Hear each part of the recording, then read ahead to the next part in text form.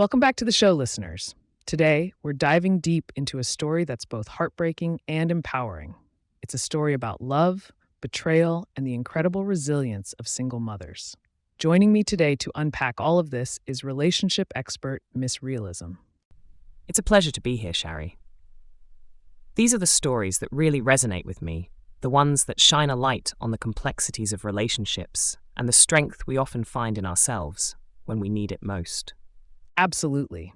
And this story takes place in a setting familiar to many of us, a bustling urban neighborhood where everyday life is a tapestry woven with hard work, dreams, and challenges. Our main character, Tyra, embodies this spirit. She's a single mother working tirelessly to provide for her children, and she's just achieved a major milestone. She bought her dream car.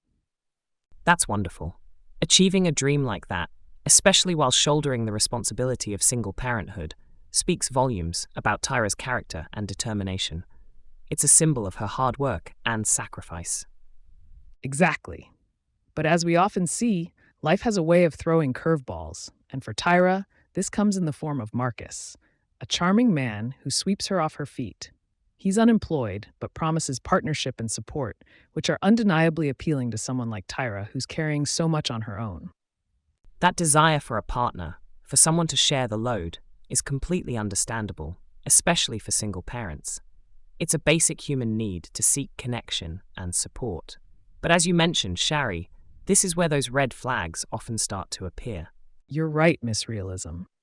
And before we delve into the red flags, let's talk about the financial realities for single mothers like Tyra. We know she works in a factory, and those jobs aren't exactly known for their high wages. Can you speak to the financial pressures many single mothers face? Absolutely. The financial strain on single mothers is immense.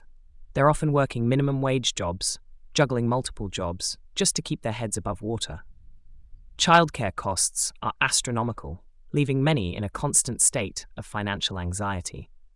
Then you add the emotional and mental toll of being the primary caregiver, often with little support, and it's a recipe for exhaustion and vulnerability.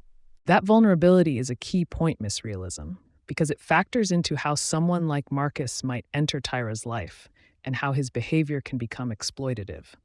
We see in the story that he starts driving her car, her dream car, might I add, to pick up other women.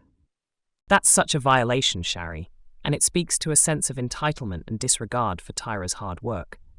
He's not just using her car, he's disrespecting her dreams and her sacrifices. Listeners, imagine working tirelessly to achieve your dream, only to have someone you've welcomed into your life treat it so carelessly. It's a betrayal that cuts deep, especially when financial disparities exist within the relationship. Exactly. And this is where the concept of financial abuse often intersects with romantic relationships. It's not always about outright theft, although that can happen. It's the subtle ways one partner might control, manipulate, or take advantage of the other's financial situation. So true. And in Tyra's case, it's not just the car. The story tells us Marcus eats all the food, including her children's snacks, and runs up the utility bills without contributing financially. He's essentially a drain on her already limited resources. He's treating her home like an all-inclusive resort, Sharri, and it's a classic example of someone taking advantage of another person's generosity and financial vulnerability. It's parasitic, really. A strong word, Miss Realism, but fitting in this case. But what's interesting is how Tyra, despite her street smarts and resilience, doesn't immediately kick Marcus to the curb. She overlooks these red flags, perhaps blinded by the hope he represents. It's tempting to judge Tyra for that, but we have to remember the emotional complexities at play here. She's a single mother who's been carrying the weight of the world on her shoulders. Marcus, with his charm and promises, likely represents a break from that burden, a chance for love and support. It's often easier to see the good in someone, especially when we're yearning for those things ourselves. That's an important reminder for all of us listeners. We all crave connection, and sometimes that longing can cloud our judgment. But as they say, love shouldn't cost you everything. Absolutely, Sharri. And this is where self-awareness and self-worth come into play. It's about recognizing our own value and refusing to settle for relationships that diminish us, financially or emotionally. Well said. Now, back to Tyra's story. There's a turning point when she discovers the full extent of Marcus's betrayal. She comes home unexpectedly to find her car gone and the scent of another woman lingering in the air. Oh, that's gut-wrenching. It's like all her suspicions are confirmed in that one moment. The missing car, the unfamiliar scent, it all points to the painful reality of his deception. And this is where Tyra's strength truly shines. Instead of shrinking back or accepting this treatment, she confronts Marcus.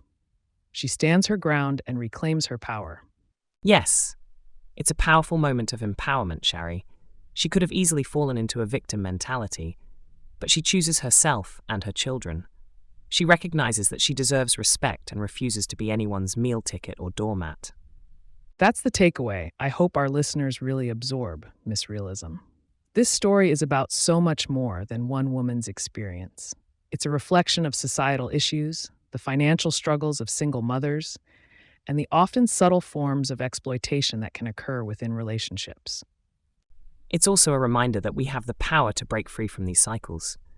It takes courage, it takes strength, but as Tyra demonstrates, it's possible to reclaim your life and your narrative. Beautifully put, Miss Realism. Now, before we wrap up, I want to touch on something crucial: the issue of stereotypes. This story features an unemployed black man as the antagonist, and it's essential to approach this with nuance. Absolutely, Sharri. It's never fair or accurate to paint an entire group of people with a broad brush. This story highlights the actions of one individual, and it's crucial to remember that unemployment and financial hardship can affect people from all walks of life. It's not about race, it's about personal responsibility and the choices we make. Thank you for emphasizing that, Miss Realism. It's a crucial conversation to have. Now, as we approach the end of our time, I want to leave our listeners with some food for thought. How can we as a society better support single parents, particularly mothers, who are often the unsung heroes of our communities? That's the million-dollar question, Sharri. It requires a multifaceted approach. Affordable childcare, living wages, access to resources, and dismantling systemic barriers that perpetuate these cycles of poverty and inequality. It also requires a shift in mindset, valuing the contributions of single parents and recognizing that their struggles are often a reflection of societal shortcomings, not personal failings. Powerful words to end on, Miss Realism. Thank you for sharing your insights with us today. Listeners, we hope this conversation has inspired you to reflect on the complexities of relationships, the importance of financial awareness, and the power of resilience. Until next time, take care.